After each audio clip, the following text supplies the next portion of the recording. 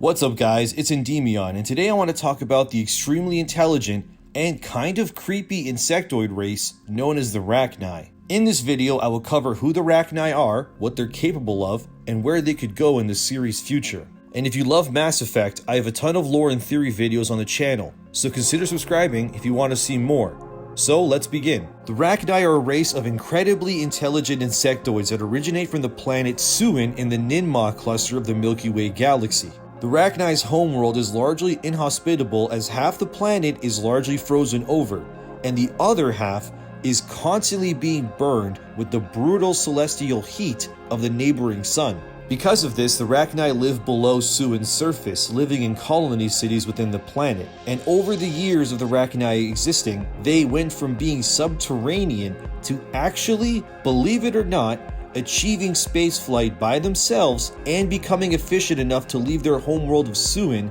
in search of new worlds to conquer. The idea of giant insects the size of minivans flying a spaceship is super bizarre to me. Like, I get it, life comes in many forms, especially within Mass Effect. But imagine being some pre-spaceflight race and being like, oh, a spaceship, and it lands and giant insects come out to say hi.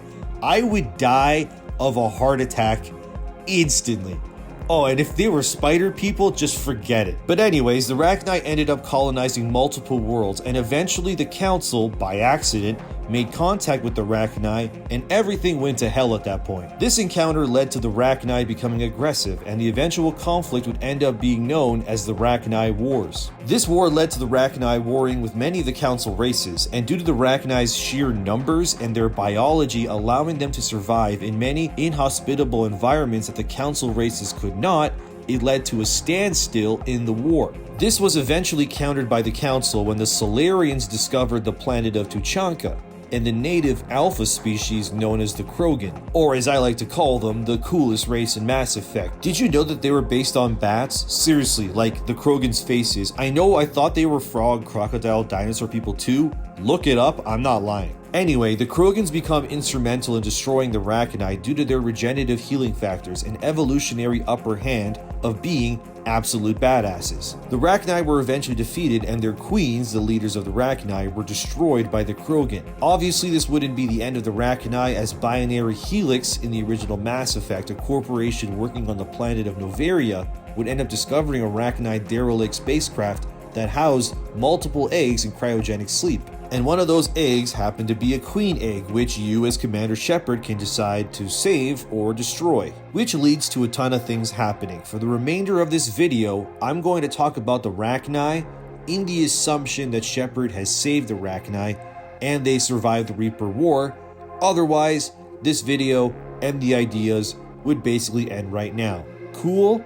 Alright, so the Rachni are a race that uses an organic form of communication called quantum entanglement, and it's theorized in the Leviathan DLC that the Leviathans were actually making contact with the Rachni in secret to breed and prepare the Rachni as weapons of war in the future fight against the Reapers, who are, as many know already, to be accidentally made by the Leviathans millions or however many years ago. This leads me to the theory and kind of a genuine concern with the Rachni, and that is that the entire race is circled around these Queen Rachni, which, like a beehive, has an entire network of soldiers, providers, and workers who each fulfill a certain role in the hive, while being directed by the Queen Bee, or Queen Rachni in this sense. What's interesting is that the Queen Rachni is instrumental in keeping not only the productivity of the Rachni going smoothly, but also being sort of a therapist and doctor to the millions or billions of Rachni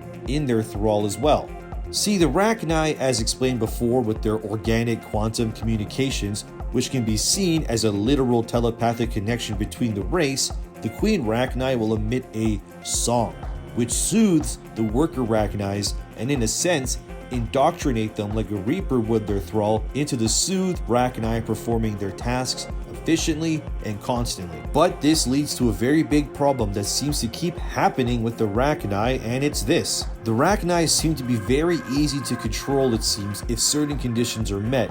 And when and if these conditions are met, the Rachni can go from being a peaceful, loving race to a factory of armies at the fingertips of whoever controls them. And that's obviously not good for anyone. The Reapers, even if you kill the Rachni Queen, are able to use an artificial queen to indoctrinate and sing to the Rachni, allowing the Reapers to create near infinite foot soldiers for their invasion. It seems to be that Arachni's ability to control is based on the wavelengths of their songs, and if a new threat were to come in the hundreds of years after Mass Effect 3's ending, the Rachni, at this point, assuming they survived of course, would be well into the millions or billions in terms of population size. And this new threat could easily hijack the song's frequency or kidnap the Queen and instantly create the Rachni War version 2.0 in a matter of days or weeks. Imagine if the Ket got a hold of the Rachni Queen, and the Ket exalted the entire species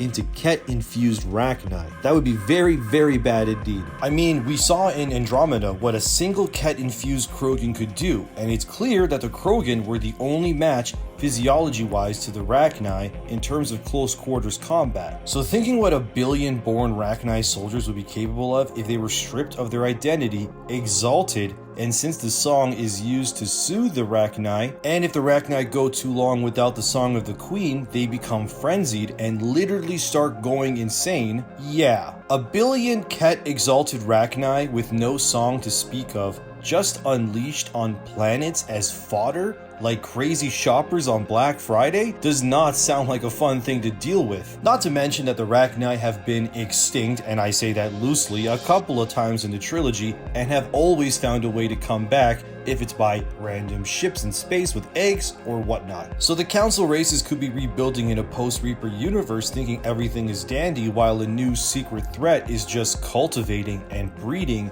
and indoctrinating and refusing the song to the poor Rachni for hundreds of years. Never mind a billion exalted Rachni, how about a trillion? What comes after a trillion? I'm bad at math, but I'm sure it's a lot. Yeah, I just checked. It's quadrillion in case you were wondering, then quintillion, and then sextillion. Nice. Anyways, what I'm basically getting at is that the Rachni are kind of always going to be a massive intergalactic threat no matter what. Of course, they could just be happy, giant insect minivan-sized friends and leave everybody alone, but when you have a race that breeds and grows so quickly, being manipulated by outside forces like the Reapers so easily, I mean, maybe it would be a better idea to wipe out the Rachni once and for all. Imagine a Rachni squad mate. I would actually love that. It would be so weird and creepy. Just this giant truck-sized bug walking on your ship, drinking coffee, playing darts with the crew, but it's this giant ugly bug. Oh god, no. Ooh, but what if it was romanceable? Okay, I'll stop. But I know there's some of you out there that would unironically romance it because Mass Effect fans are some of the weirdest fans out there.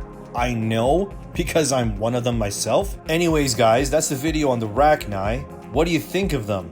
You know what would be actually funny? I got an idea for a Rachni squad mate. Hear me out. It's stupid, but you're here anyway, so whatever. What if we have a Rachni teammate, but it's Ant-Man, like from the Marvel movies and comics, but he controls Rachni. Rachni Man. And he's just this super weird antisocial guy who has a pal Rachni, and like his backstory is that he was on a civilian ship and it crash landed on a Rachni planet, and the Rachni took him in and he learned their language, ate their cuisine. I know this is stupid, but I'm going to keep going. And he eventually learned their technology and like created a quantum entanglement communicator in his helmet like Ant-Man, and he like sends out Rachni to kill his enemies. I know it's stupid, but come on, that would be great. He would be known as Rachni Man, but his real name would be Larry. I love it. BioWare, I give you this one for free.